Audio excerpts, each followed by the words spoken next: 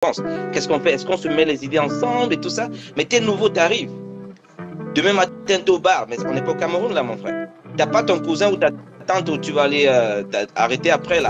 L'espoir se lève, la vie sourit. Dans le silence des nuits, l'espoir m'emmène, mon âme n'a au bal. Aïe, aïe, aïe, aïe, aïe. Au quotidien, des gens qui demandent le travail ou alors qui veulent chercher le travail, mais alors, ils ne s'expriment pas bien en français ou alors ils ne s'expriment absolument pas en français, mais ils viennent demander du travail. Comment tu te comportes face à ce type de personnes? Généralement aussi, les gens qui viennent, tu vois, je me rappelle quand je suis arrivé aux Philippines en 2010, là, je ne connaissais pas trop la situation là. On ne te dit pas on te dit juste quel boulot là-bas, vas-y et tout ça. Mais simplement, il y a des gens, par exemple, qui sont venus faire des interviews devant moi, Julio. Il vient devant toi faire une interview, il ne sait même pas comment s'exprimer, même en français. Même si tu dis, ok, quelle est ta langue principale, le français, il ne sait même pas comment s'exprimer en français. Et l'anglais, là, c'est pire. Et il est là devant toi et tu le regardes, tu ne sais même pas quoi faire de lui. Tu dis, tu es arrivé aux Philippines quand il te dit, ça fait 6 mois, et son français, il n'est même pas bien. Parfois aussi, il parle français, mais l'anglais, c'est juste... il te dit, je fais l'anglais professionnel. Écoutez, il faut éviter ces mots-là, je fais l'anglais professionnel, anglais... non, c'est pas une expression, ça. Tu parles ou tu parles pas. La question même que je voulais te poser, qu'est-ce que tu penses de quelqu'un qui est là au Philippines depuis 6 mois, 1 an, il n'a pas de boulot? Quel est le problème selon toi? Quand tu arrives, il faudrait t'imprégner au système. Apprendre réellement l'anglais. C'est vrai que le pidgin, là, ça aide un peu au Cameroun. Donc, avec ça, mais il faut essayer de changer. Essayer de vous familiariser avec plus des Philippins, parler plus en anglais. Connectez-vous avec les gens qui parlent plus en anglais. Continuez à parler en anglais, comme ça va développer ça, tu vois. Les nouveaux qui arrivent, là, ils ont cette difficulté à cause de la langue qui est là, à cause de l'expérience aussi qui est là, tu vois. On leur a dit qu'ils s'amusent entre eux, ils font des trucs entre eux. Le boulot, c'est le boulot. Surtout les nouveaux, là, quand vous arrivez, il ne faudrait pas faire trop d'amitié, là. Il faudrait vous concentrer. Qu'est-ce qui est important? Apprendre l'anglais, adapter au système, essayer de comprendre comment ça fonctionne. Si vous voulez vous faire dans le technical support, contactez les anciens. Qu'est-ce qu'il me faut? Quel diplôme est-ce qu'il me faut? Quel certificat il faut que je puisse atteindre ce niveau et essayer de l'atteindre. Parce que les nouveaux, là, vous devez vous adapter. Vous êtes déjà sur le terrain. Il y a déjà les challenges des visas, il y a les challenges des papiers. Donc maintenant, si ça ne va pas, là, vous allez vous retrouver dehors, là. Comme ça, là.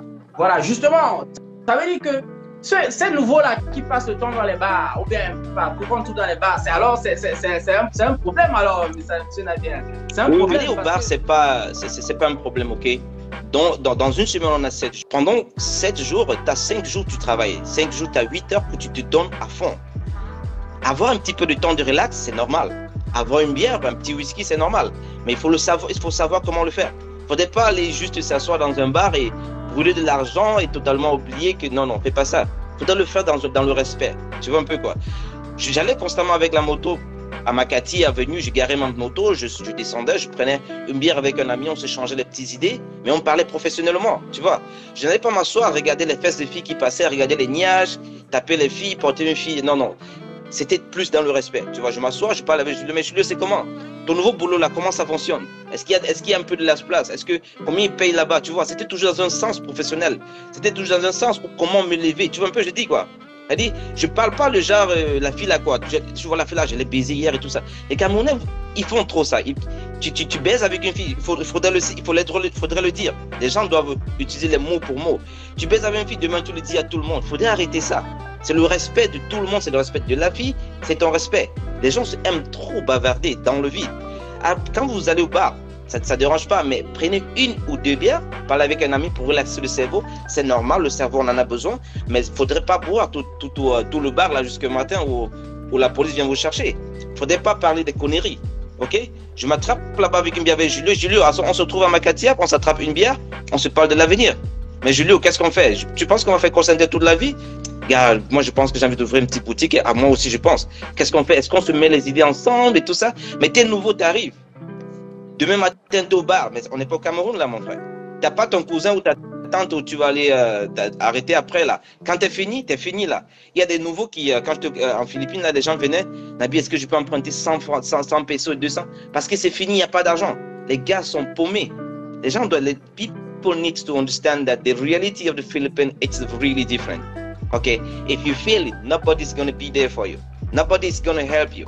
That's exactly how it is. There's no way else how to say that. So when you just arrive in the Philippines and you spend your whole time drinking and having party, you need to understand it is not the same thing. Okay, Philippines might look like a very simple country. You can do whatever you want, but it's really, you need to be careful.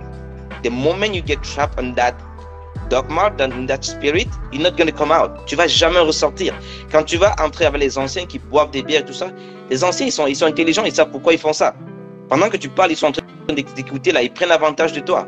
Il faudrait faire attention les nouveaux. Faites attention. Faites votre groupe peut-être entre vous les nouveaux pour vous améliorer, mais faites attention là. Il ne faudrait pas aller au bar, passer le temps à être devenu fou dans la bière là. Et arrêter du commérage. C'est ça le mieux là. Le nouveau qui a 6 mois ou 1 an sans trouver de travail, est-ce qu'on peut dire forcément que la faute lui revient? Je vais te dire un truc, Julio. Je ne sais pas si on peut dire que la faute lui revient. Pourquoi? Parce que je vais te dire un truc. Il y a des interviews qu'on est allé faire en Philippines. On était nombreux. Tu vois, on était une centaine et on ne voulait juste qu'une personne. Et une compagnie, je ne sais pas, j'ai oublié le nom. J'étais presque la seule personne qui a passé toutes les interviews. Tu vois? On était une centaine. Est-ce que c'est parce que j'étais meilleur que tout le monde? Est-ce que c'est parce que j'étais plus intelligent que tout le monde? Est-ce que c'est parce que j'étais... je ne sais pas quoi te dire, Julio. Tu vois un peu ce qu'il dit. Il y a des gens qui ont fait le même examen que moi, avec plus d'expérience, mais qui ont échoué. Mais moi, j'avais passé l'interview. Tu vois un peu. Une fois de plus, je reviens encore, Julio. It depends on your mindset. Quand tu arrives, j'ai vu des nouveaux en Philippines qui ont fait des interviews avec moi, mais j'étais impressionné, Julio. Tu vois un gars qui est posé, il est respectueux, il sait ce qu'il veut. Tu vois, il n'est pas le genre perdu là, il ne sait même pas où il est, il regarde à gauche, à droite quand il fait une interview, il ne te regarde pas dans les yeux. Mais quand tu fais une interview, il faudrait regarder les gens dans les yeux là. Tu vois quelqu'un qui fait l'interview, ses yeux sont à gauche, à droite, mais c'est un menteur. Tout ce qu'il a en son résumé, c'est créé là. Il te dit qu'il a fait customer service le gars a encore créé un truc. Mais entre-temps, je te pose quand même des questions. Je n'ignore pas ton résumé. Je t'appelle, je dis Julio, tu as travaillé à MTN en quelle année? Tu habitais où? Parce que je connais les centres de MTN, je connais les centres de Orange au Cameroun. Tu vois, je sais te poser des questions. Quand je vois que ça ne coïncide pas, je dis mais ton résumé est créé. Surtout quelqu'un, quand il te parle, Julio, il ne te regarde pas dans les yeux. Quand tu fais un résumé en Philippines avec n'importe quel team leader, tu dois le regarder dans les yeux. Tu vois, ça se regarde dans les yeux là. Quelqu'un te parle, il regarde à gauche, il regarde à droite, il tourne la tête comme ça, mais c'est des menteurs. Ok? C'est ça, c'est des gens qui ont créé des résumés. Arrêtez de mentir. C'est bon, il faut mettre les trucs dans le résumé, essayer de le booster, on a besoin de boulot. Oui, il faut le faire, peut-être. Mais avant d'aller devant la personne, il faudrait étudier ce que tu as mis là. Quand tu mets un truc dans ton résumé, Julio, je te pose une question, tu ne sais même pas où ça se trouve dans ton résumé. Et dis, mais tu as travaillé à Orange? Par exemple, Julio, voici comment je fais généralement, Julio. Je dis, tu as mis dans ton résumé Orange 2017-2018. Je dis, mais tu as travaillé à Orange en 2016-2017. Qu'est-ce que tu faisais? Oh, je faisais ceci là. Mais déjà, tu mens parce que ce n'est pas la date. J'ai changé la date pour voir si tu te rappelles. Normalement, j'attends quelqu'un qui va me dire, non, ce n'est pas 2016-2017, c'est 2017-2018. Là, je sais que tu mens, tu dis la vérité. Tu vois, c'est plus une manière psychologique que je fais. Je change la date de ton emploi et je m'attends à ce que tu me répondes différemment. Mais quand tu continues à m'expliquer, je te dis, mais je t'ai dit 2017-2017, t'es sûr que tu as travaillé à ce moment? Tu vois quelqu'un qui reprend encore son résumé pour revoir ce qu'il a mis dessus. Tu vois, les gens me mettent des trucs, ils ne savent même pas ce qu'ils ont mis dessus, là, parce que c'est du mensonge. Parce que si j'ai dit, Julio, tu as travaillé dans telle compagnie telle année, en 2010, tu vas me dire, non, c'est pas en 2010, j'étais là-bas en 2014, parce que c'est vrai. Je sais pas si ça fait un sens ce que je dis là. Tu vois ce que je dis? Au final, c'est ton travail qui compte.